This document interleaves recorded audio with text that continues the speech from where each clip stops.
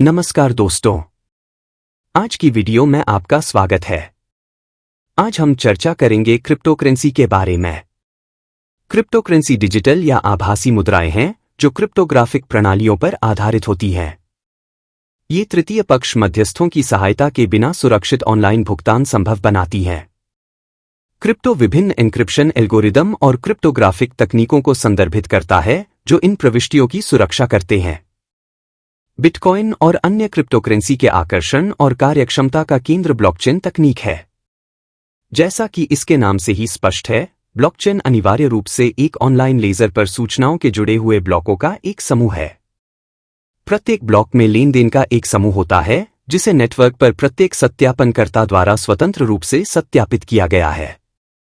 उत्पन्न होने वाले प्रत्येक नए ब्लॉक की पुष्टि से पहले उसका सत्यापन किया जाना आवश्यक है, जिससे लेन देन इतिहास को जाली बनाना लगभग असंभव हो जाता है। ऑनलाइन लेजर की सामग्री पर अलग अलग नोड्स या लेजर को बनाए रखने वाले कंप्यूटरों के नेटवर्क द्वारा सहमति होनी चाहिए। विशेषज्ञों का कहना है कि ब्लॉकचेन तकनीक कई उद्योगों, आपूर्ति श्रृंखलाओं और ऑनलाइन वोटिंग तथा क्राउड फंडिंग जैसी प्रक्रियाओं की सेवा कर सकती है। JP Morgan chase and company जैसी वित्तीय संस्थाएं भुगतान प्रक्रिया को सुव्यवस्थित करके लेन देन लागत कम करने के लिए ब्लॉकचेन तकनीक का उपयोग कर रही हैं। अब जानते हैं क्रिप्टोकरेंसी के प्रकार क्या क्या होते हैं। कई क्रिप्टोकरेंसी उस ब्लॉकचेन पर किए जाने वाले कार्यों को सुगम बनाने के लिए बनाई गई थीं जिस पर वे आधारित हैं। उदाहरण के लिए, एथेरियम के ईथर को लेन देन को सत्यापित करने और ब्लॉक खोलने के लिए भुगतान के रूप में उपयोग करने के लिए डिजाइन किया गया था। जब सितंबर 2022 में ब्लॉकचेन ने प्रूफ स्टेक में परिवर्तन किया, तो ईथर को ब्लॉकचेन के स्टेकिंग तंत्र के रूप में एक अतिरिक्त दायित्व विरासत में मिला। XRP लेजर फाउंडेशन का XRP वित्तीय संस्थानों के लिए विभिन्न भौगोलिक क्षेत्रों के बीच स्थानांतरण को सुगम बनाने के लिए डिजाइन किया गया है। चूंकि बाजार में बहुत सारी क्रिप्टोकरेंसी उपलब्ध हैं, इसलिए उनके प्रकारों को समझना जरूरी है। यह जानना कि आप जिस क्रिप्टोकरेंसी पर विचार कर रहे हैं उसका कोई उद्देश्य है या नहीं, आपको यह तय करने में मदद कर सकता है कि किसी उद्देश्यपूर्ण क्रिप्टोकरेंसी में निवेश करना उचित है या नहीं, क्योंकि यह उस क्रिप्टोकरेंसी की तुलना में कम जोखिम भरा हो सकता है जिसका कोई उपयोग नहीं है। अक्सर जब आप क्रिप्टोकरेंसी के प्रकारों के बारे में सुनते हैं तो आप सिक्के का नाम सुनते हैं। हालांकि सिक्कों के नाम सिक्कों के प्रकारों से भिन्न होते हैं। यहां कुछ प्रकार दिए गए हैं जो आपको उस श्रेणी के कुछ टोकन के नामों के साथ मिलेंगे। XRP और ETH उपयोगिता टोकन के दो उदाहरण हैं। ये अपने अपने ब्लॉकचेन पर विशिष्ट कार्य करते हैं। लेन देन संबंधी टोकन भुगतान विधि के रूप में उपयोग किए जाने के लिए डिजाइन किए गए टोकन हैं। बिटकॉइन इनमें सबसे प्रसिद्ध है।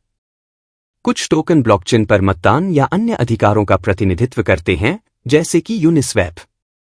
प्लेटफॉर्म टोकन ब्लॉकचेन का उपयोग करने के लिए बनाए गए एप्लीकेशन, जैसे कि सोलाना, का समर्थन करते हैं।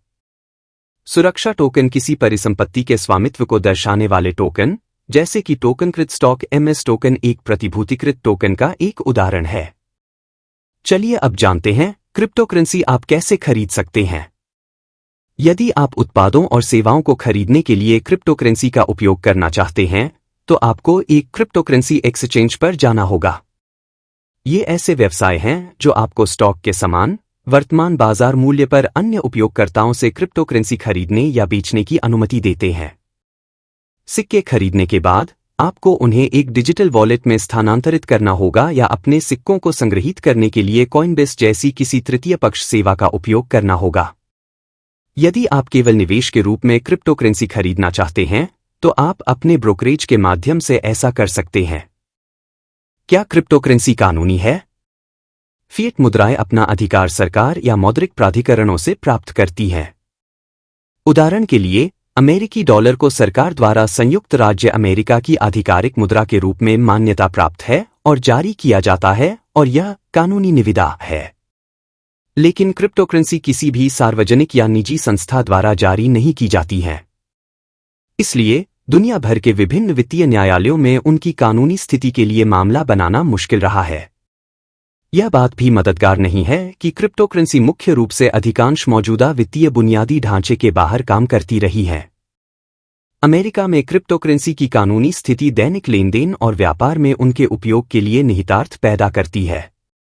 जून 2019 में वित्तीय कार्रवाई कार्यबल ने सिफारिश की थी कि क्रिप्टोकरेंसी के वायर ट्रांसफर उसके ट्रैवल रूल की आवश्यकताओं के अधीन होने चाहिए, जिसके लिए AML अनुपालन आवश्यक है। हालांकि क्रिप्टोकरेंसी को मुद्रा का एक रूप माना जाता है, आंतरिक राजस्व सेवा कर उद्देश्यों के लिए उन्हें वित्तीय संपत्ति या संपत्ति के रूप में मानती है। और अधिकांश अन्य निवेशों की तरह, यदि आप क्रिप्टोकरेंसी बेचकर या उनका व्यापार करके पूंजीगत लाभ प्राप्त करते हैं, तो सरकार लाभ का एक हिस्सा चाहती है। जून 2024 तक अल साल्वाडोर एकमात्र ऐसा देश है जो बिटकॉइन को मौद्रिक लेनदेन के लिए वैध मुद्रा के रूप में स्वीकार करता है। दुनिया के बाकी हिस्सों में क्रिप्टोकरेंसी विनियमन क्षेत्राधिकार के अनुसार भिन्न होता है। एशिया में जापान का भुगतान सेवा अधिनियम बिटकॉइन को वैध संपत्ति के रूप में परिभाषित करता है। देश में संचालित क्रिप्टोकरेंसी एक्सचेंजों को ग्राहक के बारे में जानकारी और वायर ट्रांसफर से संबंधित विवरण एकत्र करना आवश्यक है। चीन ने अपनी सीमाओं के भीतर क्रिप्टोकरेंसी एक्सचेंजों, लेनदेन और खनन पर प्रतिबंध लगा दिया है, लेकिन उसके पास एक केंद्रीय बैंक डिजिटल मुद्रा है। भारत में क्रिप्टोकरेंसी के लिए एक रूपरेखा तैयार करने की खबर है, लेकिन जब तक यह लागू नहीं हो जाता, तब तक क्रिप्टो अवैध नहीं है। एक्सचेंज क्रिप्टोकरेंसी की पेशकश करने के लिए स्वतंत्र हैं। यूरोपीय संघ में क्रिप्टोकरेंसी वैध है। क्रिप्टोकरेंसी का उपयोग करने वाले डेरिवेटिव और अन्य उत्पादों को वित्तीय उपकरण के रूप में योग्य होना चाहिए। जून 2023 में यूरोपीय आयोग का क्रिप्टो एसेट मार्केट्स विनियमन लागू हुआ। यह कानून क्रिप्टोकरेंसी का उपयोग करके वित्तीय सेवाएं प्रदान करने वाली कंपनियों या विक्रेताओं के लिए सुरक्षा उपाय और नियम निर्धारित करता है। अब जानते हैं क्रिप्टो निवेश से जुड़े जोखिम क्या क्या हैं। नंबर 1, भारी अस्थिरता। क्रिप्टोकरेंसी की कीमतें बेहद तेजी से ऊपर नीचे होती हैं। एक दिन में 20 से 30% तक की गिरावट या बढ़ोतरी आम बात है। यह अस्थिरता निवेशकों को भारी नुकसान पहुंचा सकती है। नंबर 2, कानूनी अनिश्चितता। भारत सहित कई देशों में अभी भी क्रिप्टोकरेंसी को लेकर स्पष्ट कानून नहीं है। कुछ देश इसे प्रतिबंधित कर चुके हैं, जबकि कुछ इसे अपनाने की दिशा में हैं। नंबर 3, हैकिंग और साइबर अपराध। क्रिप्टो एक्सचेंज और वॉलेट्स को हैक किया जा चुका है। एक बार हैक होने के बाद धन वापस मिलना लगभग असंभव होता है। नंबर 4, पोंजी स्कीम और फर्जी टोकन। कई बार धोखेबाज गारंटीड रिटर्न का झांसा देकर लोगों को नकली क्रिप्टो प्रोजेक्ट्स में निवेश करवा लेते हैं। बाद में वे प्रोजेक्ट बंद करके भाग जाते हैं। नंबर 5, नियामक सुरक्षा की कमी। क्रिप्टो निवेशकों को सेबी या RBI जैसी संस्थाओं की सुरक्षा प्राप्त नहीं होती।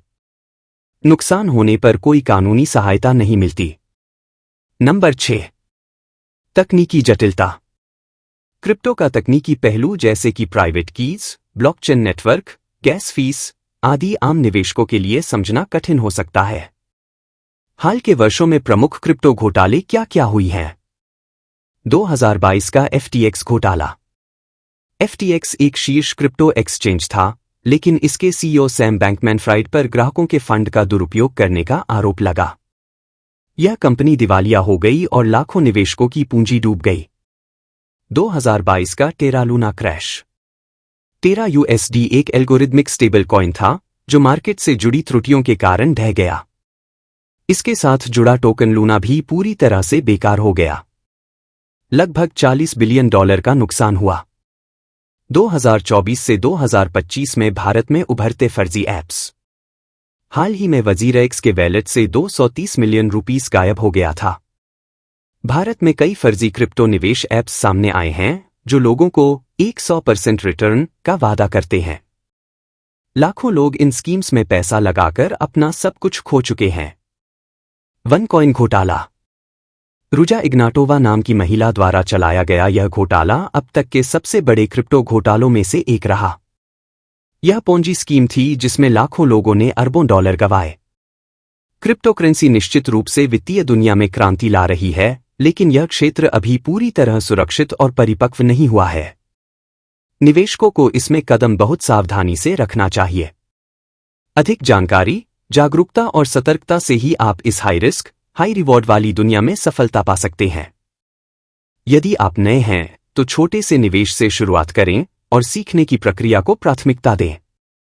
और सबसे जरूरी बात, किसी भी निवेश निर्णय से पहले विशेषज्ञ वित्तीय सलाह अवश्य लें। दोस्तों, आज की वीडियो में बस इतना ही। मेरी वीडियो आप लोगों को कैसी लगी कृपया कमेंट सेक्शन में कमेंट करके बताइए। मेरी वीडियो अगर आप लोगों को अच्छी लगी तो आप सबसे यह गुजारिश है कि कृपया मेरे वीडियो को लाइक, फॉरवर्ड और मेरे चैनल को सब्सक्राइब करके बेल बटन को भी दबा दीजिए ताकि मेरे हर वीडियो का नोटिफिकेशन आप सबको जल्द से जल्द मिले। मिलेंगे और एक वीडियो में। वीडियो पूरा देखने के लिए बहुत बहुत धन्यवाद।